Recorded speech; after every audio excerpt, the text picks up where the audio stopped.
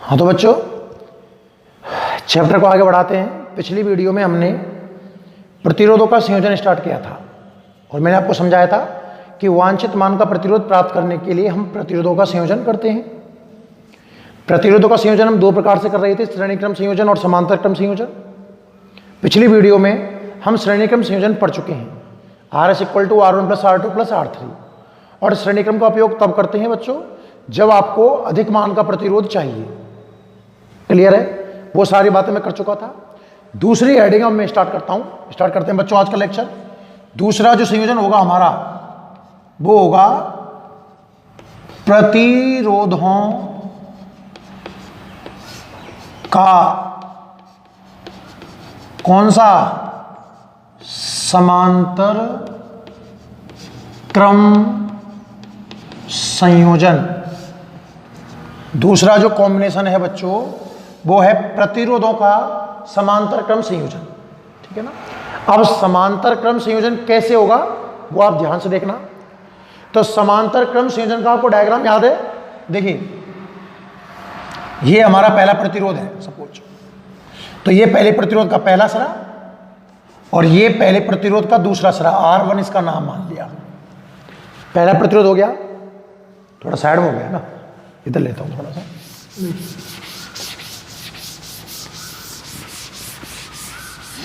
यहां देखो बच्चों, ये हमारा पहला प्रतिरोध हो गया जिसका नाम हमने मान लिया R1।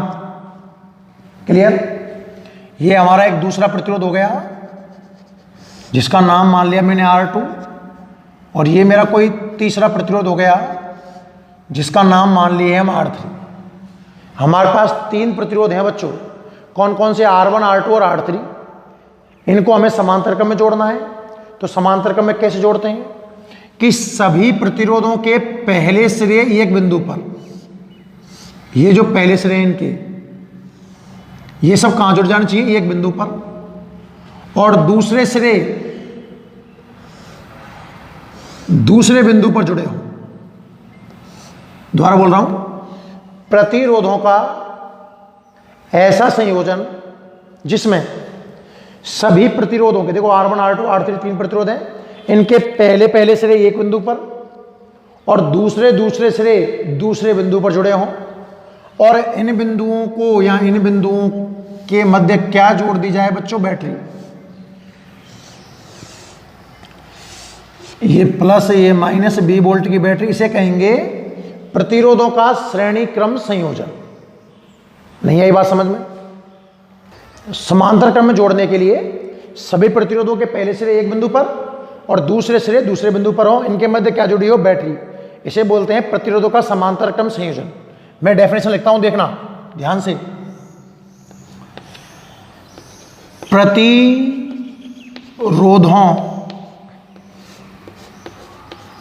का ऐसा संयोजन, प्रतिरोधों का ऐसा संयोजन जिसमें सभी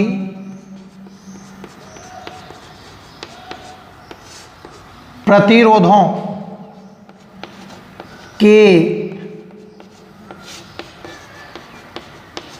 पहले सिरे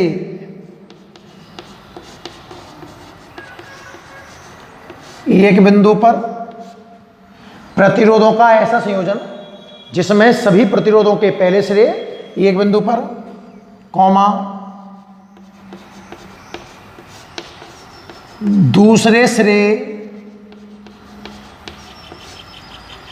दूसरे बिंदु पर मिले हों।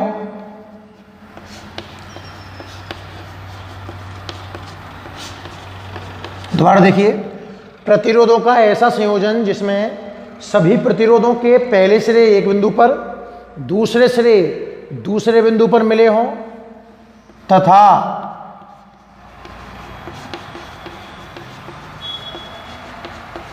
इन बिंदुओं को कहां जोड़ा जाए? बैटरी से जोड़ा जाए। इन बिंदुओं को बैटरी से जोड़ा जाए तो इस प्रकार का संयोजन, इस प्रकार का संयोजन प्रतिरोधों का क्या कहलाता है? समांतर क्रम संयोजन कहलाता है। अरे बात समझ में आई सबको? दोबारा सुनिए, प्रतिरोधों का समांतर क्रम संयोजन क्या होता है?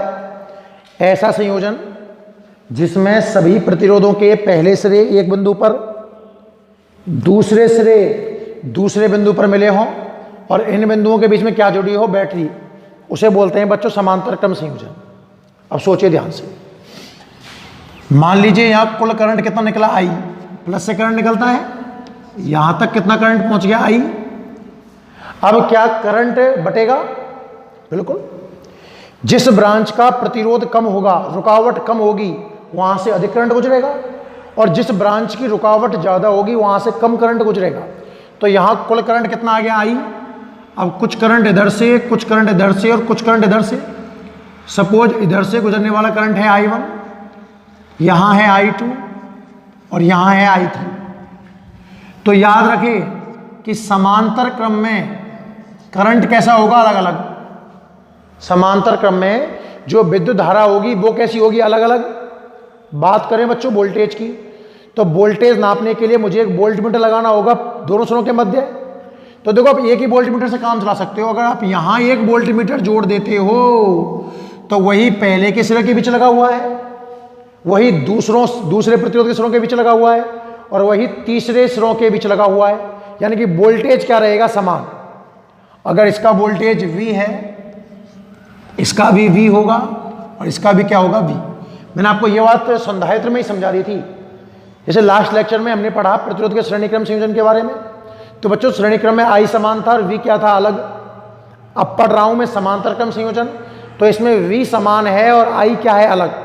तो यह बात मैं लिख रहा हूं कि प्रतिरोधों के समांतर क्रम संयोजन, प्रतिरोधों के समांतर क्रम संयोजन में क्या समान होगा बच्चों? विभव समान तथा विद्युत धारा अलग अलग होगी। क्लियर है? जो समांतर क्रम संयोजन है उसमें विभव तो कैसा होगा? समान। V की वैल्यू क्या होगी? समान। पर धारा कैसी होगी? अलग अलग। माना इनमें विद्युत धारा I1, I2, I3 है। भाई वोल्टेज अलग था श्रेणी क्रम में तो मैंने वोल्टेज मान लिया, यहां धारा अलग है तो मैंने क्या मान ली? धारा मान ली। क्लियर है? तो जो नेट इक्वेशन बन के आएगा, भाई कुल करंट तो आई है ना, और टोटल कितना है? I1 plus I2 plus I3। तो जो कुल करंट निकल करके आएगा ना I, वो क्या निकल करके आएगा? देखना, I is equal to I1 plus I2 plus I3। ये है आपका समीकरण नंबर 1। अब मैं सारे मान जमा सकता हूं उसी विधि से। आप ओम का नियम लगाइए बच्चों। ओम के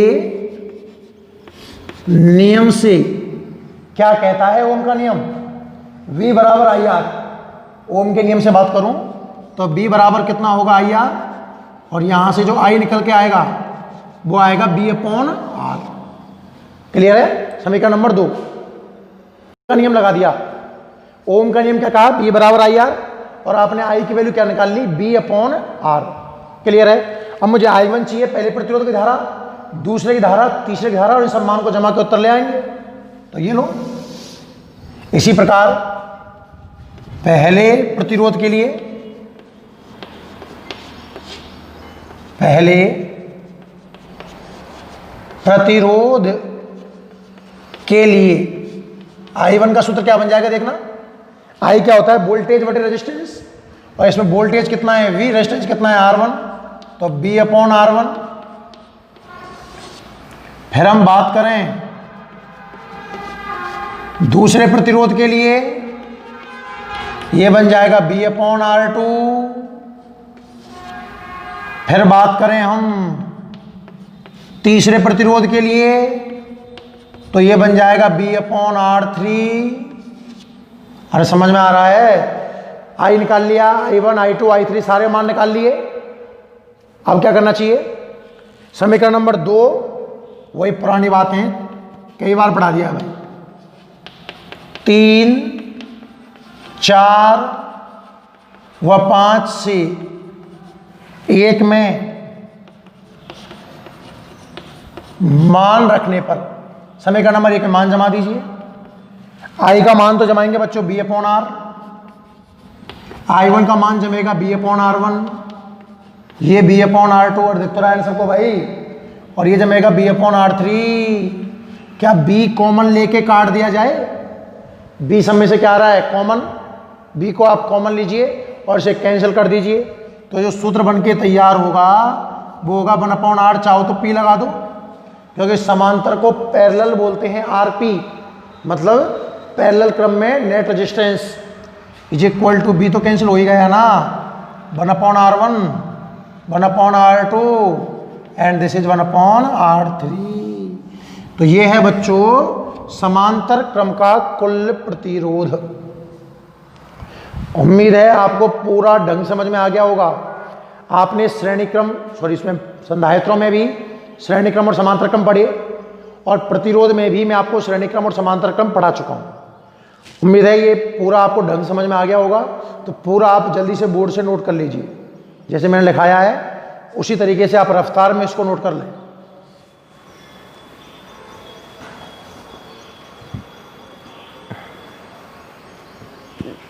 ठीक है भाई, सब कुछ ढंग से दिख रहा होगा, है ना?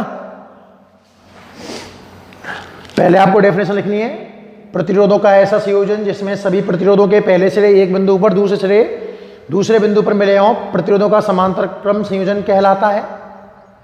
उसके बाद आपको लिखना है कि समांतर क्रम का डायग्राम बना देना कि समांतर क्रम संयोजन में वैभव समान, धारा अलग अलग होती है। तो धारा मान ली I1, I2, I3, कुल समीकरण बन जाएगा I is equal to I1 plus I2 plus I3। समीकरण नंबर 1, ओम के नियम का यूज किया, B बराबर IR, तो I का मान निकल के आया B अपॉन R। पहले के लिए B अपॉन R1, दूसरे के लिए B अपॉन R2, तीसरे के लिए B अपॉन R3, सारे मान जमाए, B ने B को कैंसिल किया, तो 1 upon RP is equal to कितना आया? 1 upon R1 plus 1 upon R2 plus 1 upon R3। जल्दी से नोट कर लीजिए। चलो इसको, ठीक है भाई, स्क्रीन पॉज करके लिख लेना, मैं साफ कर रहा हूं इसको। अब आगे देखते हैं।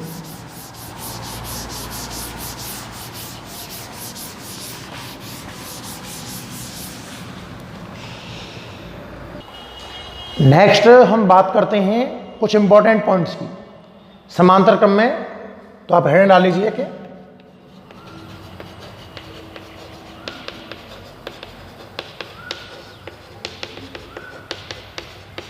इंपॉर्टेंट पॉइंट्स, ठीक है। पॉइंट नंबर 1 क्या कहता है? सिंपल एग्जांपल लेके चलता हूं कि मेरे पास एक रेजिस्टेंस है 2 ओम का और एक रेजिस्टेंस है 3 ओम का, समांतर क्रम में जुड़े हुए हैं। देखिए बच्चों, पहला रेजिस्टेंस, दूसरा resistance, both are connected in parallel combination. This is 2 ohm, this is 3 ohm. अब मैं कहूं भैया नेट रेजिस्टेंस कितना होगा, तो समांतर क्रम का सूत्र कहता है 1 upon RP is equal to 1 upon R1 plus 1 upon R2। तो 1 upon RP is equal to 1/2 plus 1/3, लघुत्तम कितना आएगा? 6 2 या 6 3 2 6। तो यहां से जो RP निकल के आएगा बच्चों 6/5, यानी कि 1.2 ओम। जो पैरेलल कॉम्बिनेशन का आएगा वो कितना आएगा? 1.2 ओम आएगा, ठीक है ना। मतलब समांतर क्रम में जो तुल्य प्रतिरोध आया है, समांतर क्रम में जो तुल्य प्रतिरोध आया है, जो प्रतिरोध आपने जोड़े हैं ना, उनमें जो सबसे कम है, सबसे कम कौन सा है? 2, उससे भी कम आया है। समांतर क्रम में जो तुल्य प्रतिरोध आता है वो अधिकतम से कैसा आता है, अधिक, और श्रेणी क्रम में सॉरी, और समांतर क्रम में जो तुल्य प्रतिरोध आएगा वो जो प्रतिरोध आपने जोड़े हैं उनमें जो न्यूनतम है ना उससे भी क्या आएगा, न्यूनतम। तो आप पॉइंट नंबर 1 तो लिख लीजिए। पहले पॉइंट नंबर 1 लिखना कि समांतर क्रम, लिख लो चलो मेरे साथ में, समांतर क्रम में तुल्य प्रतिरोध, समांतर क्रम में तुल्य प्रतिरोध जोड़े गए न्यूनतम प्रतिरोध से भी कम होगा। पहला पॉइंट, जो तुल्य प्रतिरोध है वो जोड़े गए प्रतिरोधों में भी न्यूनतम मान से कैसा होगा, कम। तो आप समांतर क्रम का उपयोग तब करोगे जब आपको प्रतिरोध कैसा बनाना होगा बच्चों, कम। ठीक है ना, ठीक है बच्चों। तो जो हमारा पहला पॉइंट था इंपॉर्टेंट पॉइंट का, वो आपने नोट कर लिया है कि जो नेट रेजिस्टेंस आएगा समांतर क्रम में, वो जो आपने प्रतिरोध जोड़े हैं ना उनमें जो न्यूनतम है उससे कैसा आएगा, कम। First point. सेकंड पॉइंट आप देखिए बच्चों,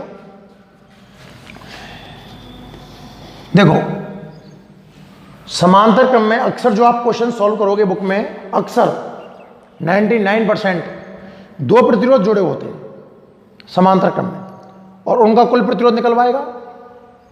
तो समांतर क्रम का सूत्र ये कहता है, एक शॉर्टकट हम तैयार कर सकते हैं हमारे लिए। समांतर क्रम का सूत्र कहता है कि 1/Rp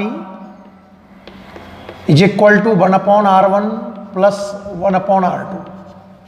जो समांतर क्रम है उसका फॉर्मूला कहता है कि 1/Rp इज इक्वल टू होगा 1/R1 प्लस 1/R2 के।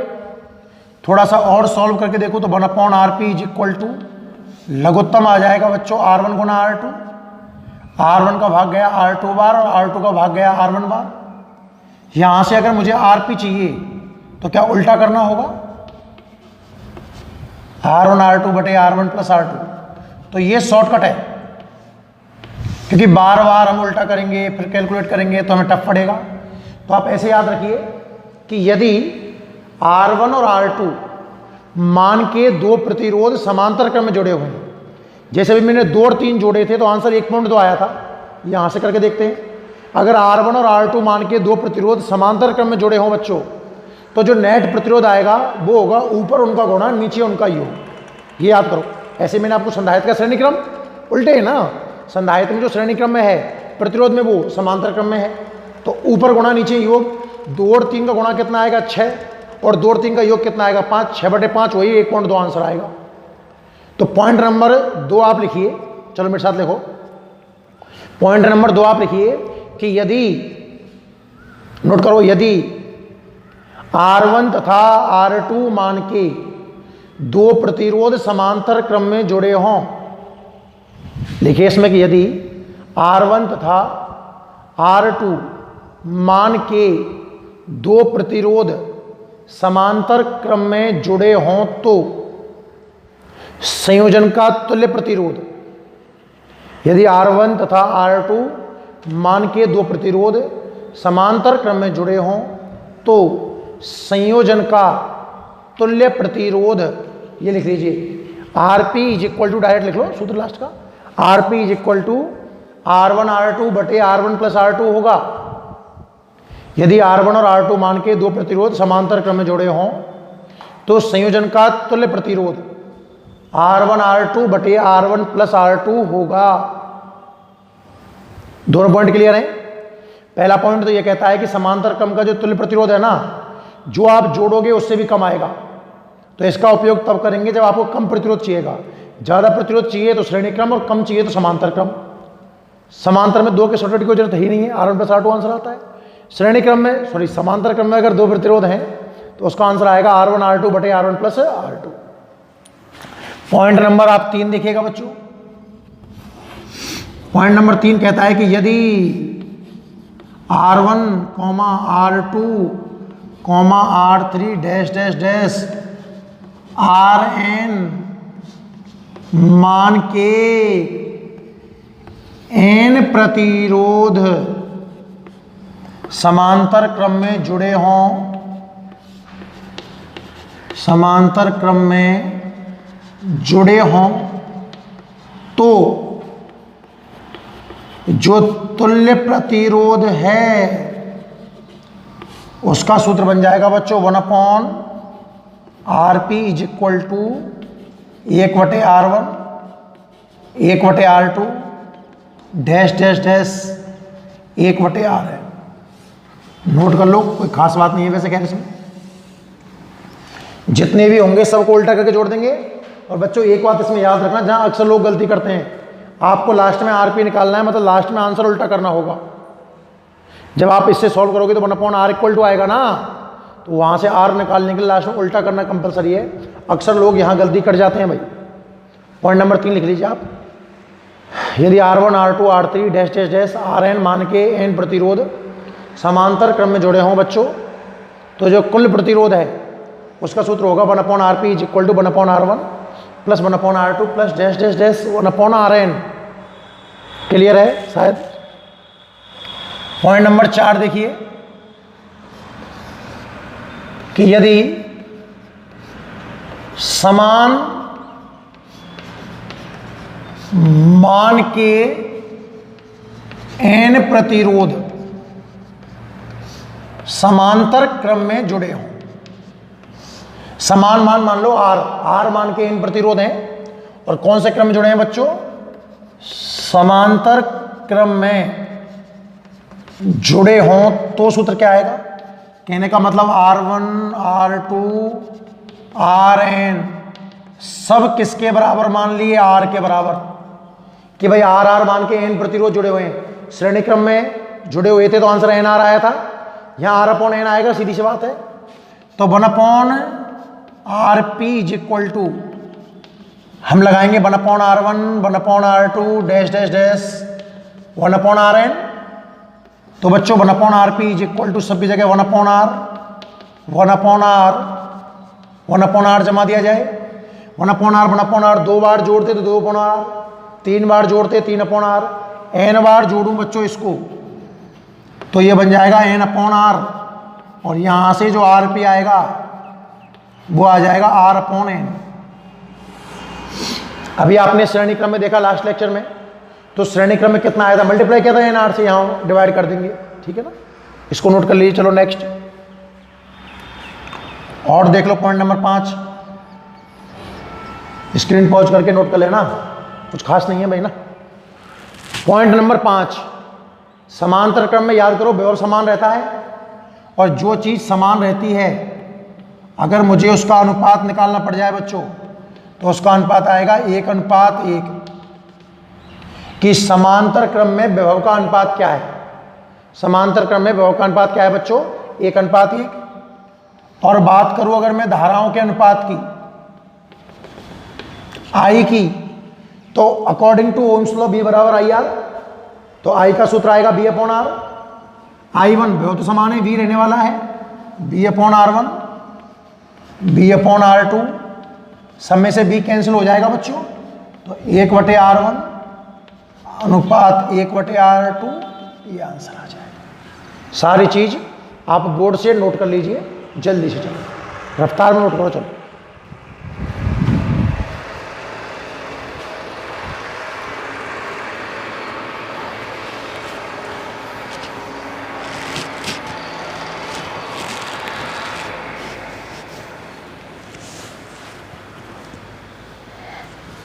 ठीक है भाई,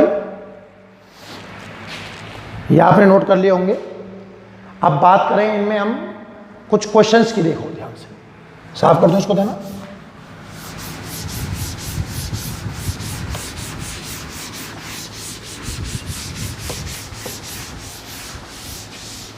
देखिए हम बात करें सबसे पहले कुछ एग्जांपल्स ले लेते हैं आप। श्रेणी क्रम, समांतर क्रम, और इसमें आप एग्जांपल नंबर बात कर लो 5.10 की। अच्छे क्वेश्चन है, ध्यान से देखना। मैं बात कर रहा हूं बच्चों एग्जांपल नंबर 5.10, पेज नंबर 108 पर है बच्चों। समझिए ध्यान से, क्वेश्चन कह रहा है चित्र में दर्शाए गए, कोई चित्र दिया हुआ है, चित्र में दर्शाए गए विद्युत परिपथ में एक सर्किट आपको दिया गया है, ए और सी के बीच में तुल्य प्रतिरोध का मान ज्ञात करो। जो क्वेश्चन कुछ ऐसा है, यहां पर एक प्रतिरोध है, ये एक प्रतिरोध दिया हुआ है, ठीक है। इस पॉइंट को इसने ए नाम दिया है। यहां R1 की वैल्यू 2 ओम दे रखी है, R2 की वैल्यू 4 ओम दे रखी है और R3 की वैल्यू भी 4 ओम दे रखी है। ये पॉइंट इसने B बोल दिया और इस पॉइंट को इसने C नाम दिया है। कुछ करंट भी दिए हैं बच्चों इसने, जो मेरे काम भी नहीं आएंगे। खैर, मैं इस डायग्राम से मुझे A और C के बीच में कुल प्रतिरोध निकालना है बच्चों। तो अगर आप तीनों प्रतिरोधों को एक साथ देख रहे हो, किस किस को, आप देखो एक बार ध्यान सोच के, अगर आप R1, R2 और R3 को तीनों को एक साथ सॉल्व करने का प्रयास करोगे बच्चों, तब तो कुछ आपको दिखेगा ही नहीं कि कौन श्रेणी में है, कौन समांतर में है, आप कुछ भी नहीं बता सकते। पर अगर आप ध्यान से देखो, सबसे पहले मैं बात करूं बच्चों R2 और R3 की, मतलब मैं बात कर रहा हूं B और C के बीच की, B और C के बीच की, तो आप पाओगे कि R2 और R3 तो समांतर क्रम में है भाई। 4-4 ओम के दो प्रतिरोध समांतर क्रम में है। तो क्या पहले मैं B और C के बीच में कुल प्रतिरोध निकाल सकता हूं? बिल्कुल। कितने तरीके हैं देखो मेरे पास। एक तो आप अप्लाई कीजिए, 1/R equal to 1/R1 plus 1/R2। तो 1/R इक्वल टू 1/4 प्लस 1/4 लघुत्तम 4, 1 प्लस 1 2/4, 1/2 उल्टा करूंगा 2 ओम आंसर आएगा। Short method number 2, shortcut. जब दो प्रतिरोध समांतर क्रम में हो तो ऊपर गुणा नीचे योग, 4 का गुणा 16 और योग कितना आएगा 8, 16/8 कितना आएगा 2। तीसरा मेथड, समान मान के n प्रतिरोध श्रेणी के समांतर क्रम में हो तो आंसर R/n कहा था मैंने। तो 4 ओम के दो प्रतिरोध है, तो 4/2 कितना आएगा 2 ओम। कैसे भी कर लीजिए, B और C के बीच में आंसर कितना आएगा 2 ओम। और फिर ये दो और ये दो एक श्रेणी में हो जाएंगे और दो और दो श्रेणी में, तो आंसर कितना आएगा 4। मतलब इसका नेट रेजिस्टेंस कितना आने वाला है 4। पर मैं तरीके से लिख के दिखाऊंगा आपको, सुनो। तो आप होगे कि चूंकि सबसे पहले तो R2 तथा R3 समांतर क्रम में है, अतः इनका R2 और R3 का तुल्य प्रतिरोध, इनका तुल्य प्रतिरोध कितना आएगा बच्चों? 4 × 4/4 प्लस 4 2 ओम होगा। ये समझ में आया आपको कि भाई मैं R2 और R3 की बात कर रहा हूं, दोनों समांतर क्रम में है, इनका कुल प्रतिरोध कितना आएगा 2 ओम। तो जो नया डायग्राम बनेगा बच्चों, यहां पर कितना आएगा 2 ओम, ये पॉइंट कितना है A, ये पॉइंट कितना है B, और इन दोनों को हटाकर मैं एक ही जोड़ दूं, कितने ओम का 2 ओम का, ये पॉइंट कितना है C। अब आप देख रहे होंगे कि ये 2 ओम के जो दो प्रतिरोध हैं बच्चों, कौन से क्रम में, श्रेणी क्रम में है। तो आप अब यहां से तुल्य प्रतिरोध निकाल दीजिए। तुल्य प्रतिरोध बच्चों, श्रेणी क्रम का सूत्र क्या होता है? RS का R1 प्लस R2, तो लगा दीजिए RS इक्वल टू 2 + 2, तो जो नेट आंसर आने वाला है वो आएगा 4। बहुत छोटा क्वेश्चन है, हम इससे भी कई कठिन क्वेश्चन संधारित्र में देख चुके। क्लियर है? तो आप जल्दी से इसको नोट कर लीजिए। यह आपका एग्जाम्पल नंबर 5.10 है, इसको आप नोट कर लीजिए बच्चों। जल्दी करो, चलो। स्क्रीन पॉज करके लिख लो, है ना, ताकि टाइम ना बिगड़े और ज़्यादा पढ़ा पाए अपन। देखिए, क्वेश्चन में टाइम लगता है, पूरा ढंग से पढ़ोगे तब अच्छे नंबर आएंगे भाई। अगर आप लापरवाही करोगे, वो आप घर पे हो, बहुत से बच्चे बोलते हैं सर इतनी बड़ी वीडियो हो जाती है। अरे बड़ा क्या है भाई, क्लास भी 2 घंटे ही लगती है। अब आपका आने जाने का टाइम बचवा रहा है, तो घर बैठ के आराम से पढ़ाई करो, एंजॉय करो पढ़ाई को। स्क्रीन पॉज करके लिख लेना भाई। एग्जाम्पल नंबर 5.11 की बात करता हूं, ध्यान से देखिए। स्क्रीन पॉज करके लिख लेना इसको, है ना। चित्र में दर्शाए गए संयोजन का तुल्य प्रतिरोध ज्ञात करो। एक डायग्राम दिया गया है बच्चों, क्या डायग्राम है देखिए। एक प्रतिरोध यहां है, फिर कुछ इस तरीके से एक प्रतिरोध यहाँ है, एक प्रतिरोध यहाँ पर है, एक प्रतिरोध ये रहा, और फिर यहाँ दो प्रतिरोध हैं। ठीक है, this is point A and this is point B. ये बच्चों 5 ओम है, ये 7 ओम है, ये 5 ओम है, ये 4 ओम है, ये 3 ओम है और ये 6 ओम है। ऐसा एक डायग्राम बना हुआ है। चित्र में दर्शाए गए संयोजन का तुल्य प्रतिरोध क्या होगा। ये जो डायग्राम बना हुआ है ना, हमें इसमें नेट रेजिस्टेंस निकालना है। काफी अच्छा क्वेश्चन है, आ सकता है एग्जाम में। देखिए सबसे पहले तो आप देखो, आप देख पाओगे कि एक साथ तो इसको सॉल्व करना पॉसिबल है ही नहीं है कि अब एक साथ कोई कॉम्बिनेशन लगा दो, टुकड़ों धीरे धीरे होगा।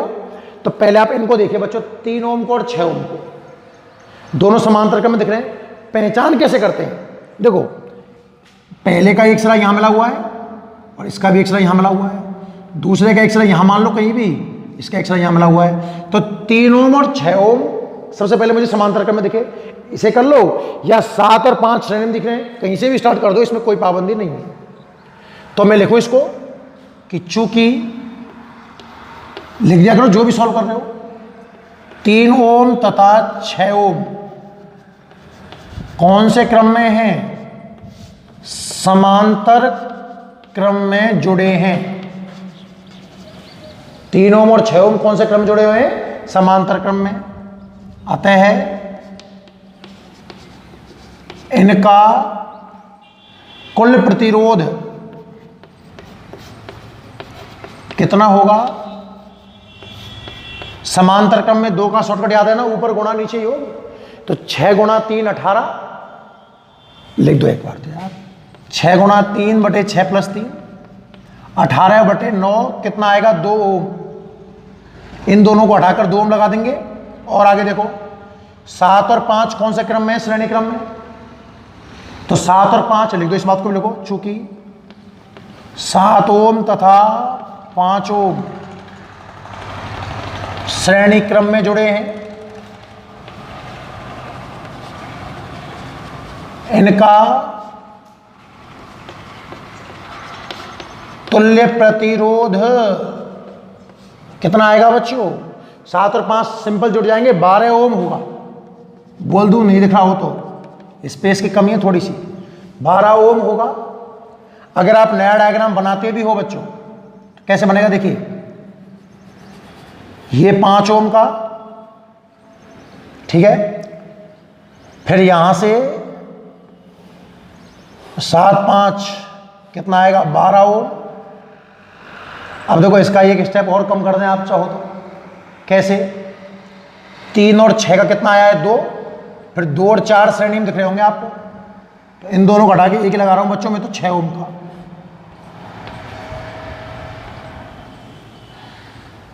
ये समझ में आया। ये तो है ए और ये है बी। अरे बहुत सरल है भाई। 7 और 5 श्रेणी में थे, एक ही लगा दिया 12 का।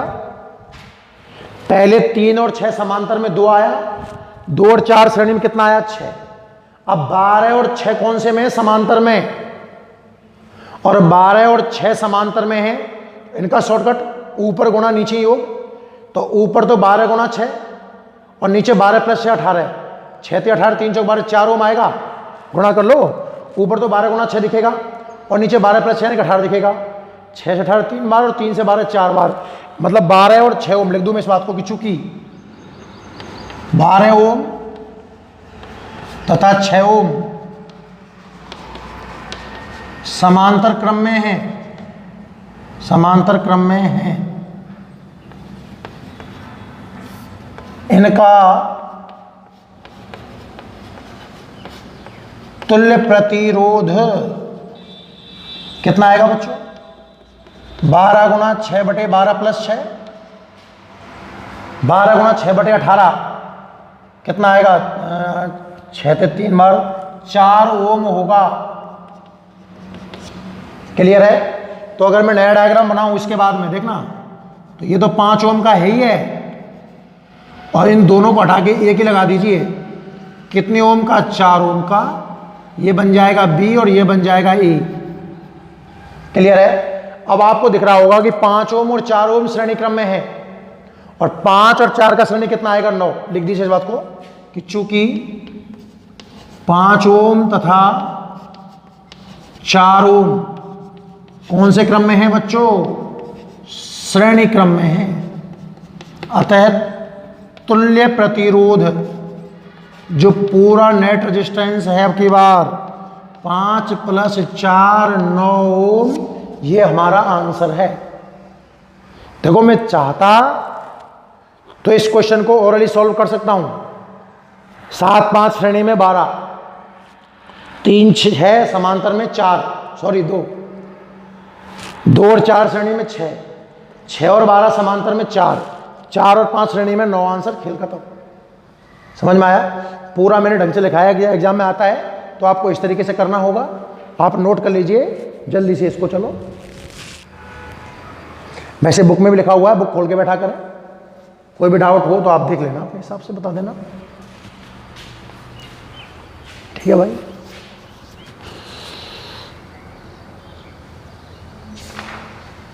क्लियर है? तो इस वीडियो में यहीं तक, बाकी अपन नेक्स्ट वीडियो में देखेंगे। स्क्रीन पॉज करके ले मैं साइड में हो जाता हूँ थोड़ा सा ना, तो आप इसको पूरा ढंग से लिख लीजिए भाई। क्लियर है? चलो ठीक है, धन्यवाद।